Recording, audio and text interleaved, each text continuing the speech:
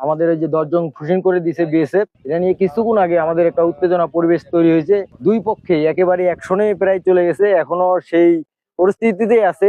কিন্তু আমরা এলাকাবাসী চাচ্ছি যে এটার শীঘ্রই একটা আমাদের মীমাংসার দিকে। সেখানে কিছু শিশু বাচ্চা আছে, কিছু নারীরা আছে, আমরা চাচ্ছি এটা তাড়াতাড়ি একটা মীমাংসার পথে চলে আসুক। উত্তেজনা বেশি হওয়ার কারণেই বন্দুক টাক করে রেডি হয়েছিল, পরে গুলাগুলির মতোই ইয়া হয়েছিল।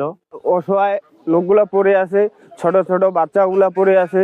এলা যদি একটা মীমাংসা হয়, মনে করেন যে ভারত বাংলাদেশে মিলে একটা মীমাংসা হয়, তাহলে এটা ভালো হয়। ছোট ছোট বাচ্চা নিয়ে আসা ওদের খুব কষ্ট। রোদ, পানি, আকাশে বিজলি, খাওয়া নাই, ঘুম নাই, মশার কামড়, শিশু শিশু বাচ্চা, এগুলো খুব কষ্ট। আল্লাহ রহমত করুক, প্রশাসন দায়িত্ব নোক, হয় ভারত নোক না বাংলাদেশ নোক। ওদেরকে কোনো দেশে নিতে চায় না, প্লাস খাওয়া দাওয়া কিছুই দেয় না। এদের কি হবে কি হবে না এখন কে জানে। পশ্চিম তো একটা সিস্টেম না। এই যে মানুষের দুঃখ দশা, কত দিন রাত পড়ে আছে, বৃষ্টি ঝড় বৃষ্টি রোদে মধ্যে পড়ে আছে, এটা অতি তাড়াতাড়ি ব্যবস্থা নেওয়া দরকার। গত 3 দিন হয়ে গেল এরা এখনো একই অবস্থায়, একই জায়গায় অবস্থান করছে। এখানে হচ্ছে তীব্র গরম, তীব্র রোদ, গত পরশু রাতে ঝড় বৃষ্টি, প্রচন্ড বজ্রপাতের শব্দ।